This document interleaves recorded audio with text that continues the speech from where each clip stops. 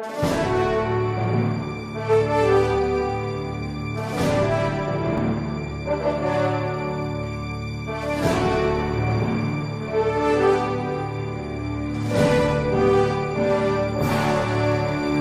resposta católica de hoje, gostaríamos de responder qual é a diferença entre a Bíblia católica e a Bíblia dos evangélicos protestantes. A diferença, já para responder logo no início, está no Antigo Testamento. Ou seja, o Novo Testamento é idêntico, tanto para a Igreja Católica como para os evangélicos. Nós temos 27 livros, começa no Evangelho de Mateus, termina em Apocalipse. Então, trata-se da mesma Bíblia no Novo Testamento. O Antigo Testamento, porém, existe uma diferença na lista dos livros. Ou seja, o termo técnico que nós usamos para dizer lista de livros da Bíblia é cânon. O cânon da Bíblia é diferente. Por quê? Porque nós, católicos, temos 46 livros no Antigo Testamento, enquanto os evangélicos protestantes têm somente 39 livros, isso quer dizer que faltam 7 livros. Quem são esses 7 livros?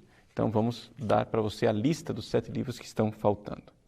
É o livro de Tobias, Judite, Sabedoria, Baruque, Eclesiástico, também chamado de Sirácida, o livro de Sirac, Jesus ben Sirac, e os 2 Macabeus, Macabeus 1 e Macabeus 2. São 7 livros. Além disso, faltam alguns fragmentos, algumas partes do livro de Esther e de Daniel. Bom, considerando isto, está aqui dita qual é a diferença. Agora vamos à pergunta mais difícil. Por que essa diferença? Não é? Bom, a diferença está no fato de que no século XVI, os protestantes se separaram do magistério da Igreja Católica. Ou seja, qual é a diferença entre o católico e o protestante? É que o católico crê que a Igreja de Cristo tem um magistério, ou seja, pessoas deixadas por Cristo, os sucessores dos apóstolos, que são aqueles que garantem que o Evangelho que nós lemos e a fé que nós professamos é a fé e o Evangelho de Cristo ao longo dos séculos. Enquanto os evangélicos protestantes acham que a igreja se corrompeu e nós vamos ter que voltar à igreja de Cristo, à igreja primitiva, através de uma espécie de esforço arqueológico. Ou seja, o protestantismo nasce com essa ideia arqueológica de que nos últimos 1.200 anos, a igreja traiu Jesus. Vamos então às fontes para ver como era a igreja lá no princípio. Então, os protestantes foram perguntar quais são os livros do Antigo Testamento e descobriram que os judeus tinham uma lista diferente da lista católica.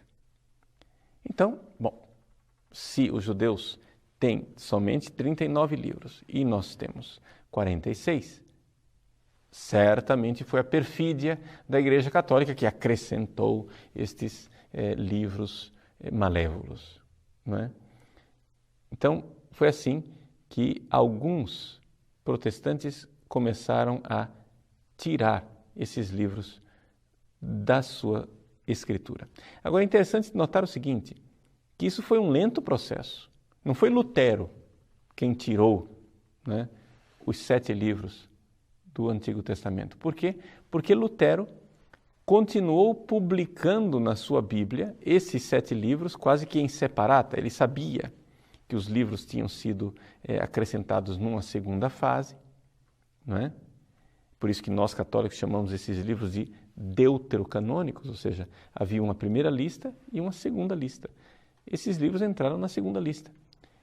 Lutero publicava esses livros mesmo assim, e várias igrejas protestantes continuaram publicando esses livros até que, finalmente, no século XIX, a maior parte das igrejas protestantes disseram, basta, vamos ficar somente com os 39 livros. Então vejam que até mesmo no processo os protestantes não tiveram unanimidade. Não é? Por quê? Porque levou bastante tempo, exatamente porque a igreja protestante padece de um problema. Ela crê mais na sua pesquisa histórica do que na fé que a igreja transmitiu ao longo dos séculos.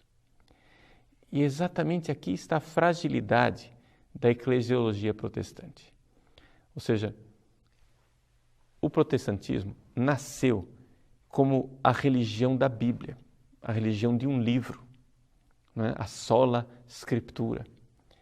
Enquanto nós católicos, que cremos na Bíblia, somos a continuação do corpo de Cristo ao longo da história. É isso que a Igreja Católica crê que ela é. Ou seja, a Igreja é o corpo de Cristo. E nós somos Igreja, nós cremos na fé da Igreja. E é a fé da Igreja quem nos dá a Bíblia de presente. Essa é a grande diferença entre o católico e o protestante. Vamos, então, olhar um pouco para a origem histórica dessas duas listas. Vejam só, o Antigo Testamento, que foi escrito originalmente em hebraico, eu tenho aqui, né, a Bíblia hebraica, né, que na verdade se abre ao contrário, se abre aqui atrás, né, porque se escreve de trás para frente. Então, está escrito aqui, Torá, Neviim, Vaketuvim. É a Torá, os profetas e os escritos. São as três partes da Bíblia hebraica, que hoje em dia se abrevia dizendo Tanakh. Ta de Torá, Nak de Neviim, Na de Neviim e Ka de Ketuvim. Tanakh. Essas três partes. Bom, a Tanakh, ela teve um processo lento de canonização. A lista dos livros foi fixada aos poucos. De tal forma que a Torá, os 5 primeiros livros da Bíblia, o Pentateuco, foi a primeira coisa que foi fixada. Logo depois, foi fixado os profetas, foram fixados os profetas. E somente num período posterior é que se fechou o cânon dos escritos. Então veja aqui a diferença que existe entre a Bíblia católica e a Bíblia judaica ou protestante está exatamente nos escritos. A Torá é a mesma. Os profetas são os mesmos. São os escritos que são diferentes. Por quê? Porque esta última fase da Bíblia não estava ainda canonizada, ou seja, não estava fechada a lista na época de Jesus e dos apóstolos. O que nós temos é o seguinte: os judeus, na época de Jesus, ainda tinham um grande debate a respeito de quais eram os livros sagrados. Os saduceus, por exemplo, só acreditavam na Torá, os 5 primeiros livros. Os fariseus acreditavam nos profetas e nos escritos e tinham a convicção de que a inspiração dos escritos ainda não estava concluída. Ou seja, o processo das Sagradas Escrituras não estava ainda fechado. Foi assim que então Jesus veio ao mundo e os apóstolos começaram a pregar o Evangelho. Quando os apóstolos foram pregar o Evangelho, eles tiveram que pregar o Evangelho não somente ali, na Terra Santa, onde Jesus havia pregado. Eles tiveram que ir pelo mundo inteiro, e pregar o Evangelho a toda criatura. Ora, o mundo inteiro daquela época falava basicamente o grego, né? O grego era o inglês da época, por assim dizer. Havia outras línguas, mas era a língua do comércio, né? O grego era a língua que as pessoas utilizavam nos vários países. Então, os apóstolos começaram a pregar o Evangelho em grego. Mas a Bíblia estava escrita em hebraico.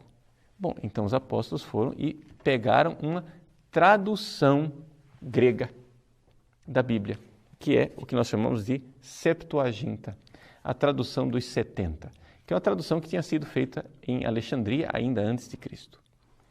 Acontece que esta tradução dos 70 possui nela esses 7 livros a mais. E nós então vemos que os apóstolos utilizavam esta tradução. Não é difícil um biblista sério estudar e enxergar que muitíssimas vezes no Novo Testamento, quando se cita o Antigo Testamento, o texto que é utilizado é o texto dos 70, da Septuaginta. Existe coincidência, né?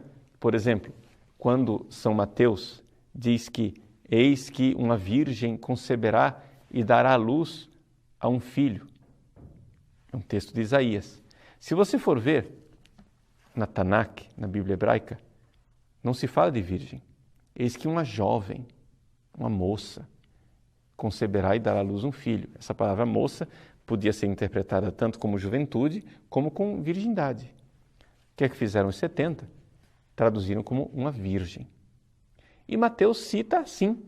Mateus cita dizendo uma virgem, com a tradução dos 70. Quer dizer, os apóstolos usavam essa tradução. E é assim que, então, a igreja, desde o início, usa esta tradução dos 70. O fato é que houve um conflito entre os cristãos, a igreja de Cristo, e os judeus. Os judeus começaram a ver que os cristãos estavam pregando de uma outra forma, de uma forma diferente daquilo que eles costumavam crer, e então houve a, digamos, excomunhão dos cristãos da sinagoga. Com esta excomunhão, isso levou os judeus a uma necessidade de estabelecer qual era a lista dos livros, de fechar o cânon. Então foi mais ou menos no final do século I que os judeus resolveram fechar o cânon e excluir aqueles livros a mais que estavam na Septuaginta. Mas isso foi um processo posterior a Jesus, um século depois de Jesus. Portanto, os protestantes, ao aceitarem o cânon dos judeus, na verdade, está aceitando a autoridade dos rabinos judaicos depois de Cristo e não antes de Cristo. Por quê? Porque os apóstolos, com tranquilidade, pregavam o evangelho a partir da Septuaginta. Poderíamos aqui colocar para você uma outra série de argumentações com relação a esse cânon das Sagradas Escrituras. O que para nós católicos basta é o seguinte: quem define quais são os livros sagrados é a Igreja. Por quê? Porque foi esta mesma Igreja quem definiu os 27 livros do Novo Testamento. A pergunta é, por que é que os protestantes aceitam a autoridade da Igreja que definiu os 27 livros do Novo Testamento, mas não aceita a autoridade da mesma Igreja que definiu os 46 do Antigo? Não tem lógica nenhuma. Ora, se você diz, eu não aceito a autoridade do magistério que definiu os 46 do Antigo Testamento, por que razão você aceita os 27? Baseado em quê? Em que argumentos? Em que autoridade? Em que pressuposto histórico?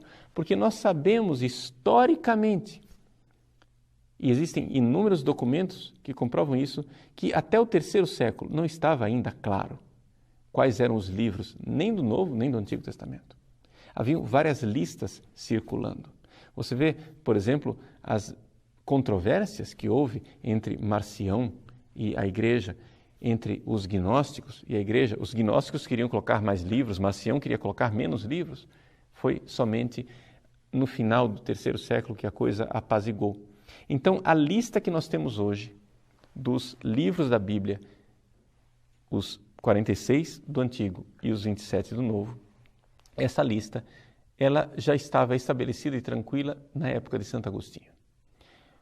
O primeiro concílio que nós temos, que fala com toda clareza desta lista dos 72 livros da Bíblia, é o Concílio de Hipona, feito por Santo Agostinho. Santo Agostinho coloca essa lista, que é a lista que nós temos hoje. Infelizmente, os atos desse Concílio de Hipona não chegaram até nós.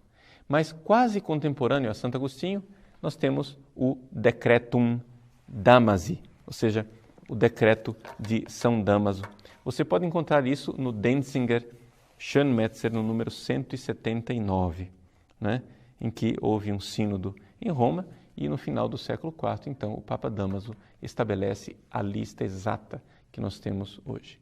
Se você quiser mais alguma documentação a esse respeito, você pode olhar o Catecismo da Igreja Católica, que é talvez um documento mais acessível para você. No número 120 do Catecismo, você tem a lista dos livros do Antigo e do Novo Testamento, que são para nós canônicos, os 72 ou 73 livros da Bíblia, conforme você una ou não Jeremias e Lamentações. Pois bem, estes são os livros canônicos. Aqui no Catecismo você encontra na nota número 119, né, a nota de rodapé, as fontes dessa lista. Ou seja, ele coloca esse decreto de Dámaso, que eu acabo de citar para vocês no Denzinger Schönmetzer, mas também o decreto do Concílio de Florença, dos Jacobitas, e do Concílio de Trento, na quarta sessão, a respeito dos livros sagrados. São esses os concílios que estabeleceram nos momentos de dúvida quais eram os livros das Sagradas Escrituras. E é por isso que a Igreja Católica crê na fé dos apóstolos e na fé transmitida na Igreja durante os séculos. Nós não somos a religião de um livro, somos a religião de uma pessoa, Jesus Cristo. Esta pessoa, nosso Senhor Jesus Cristo, nós temos contato com Ele, vivo e verdadeiro, na sua Igreja. A mesma Igreja que celebra os mesmos sacramentos, que tem a mesma fé, que crê nas mesmas Escrituras e que está debaixo do mesmo governo eclesiástico do Santo Padre e dos bispos em comunhão com Ele.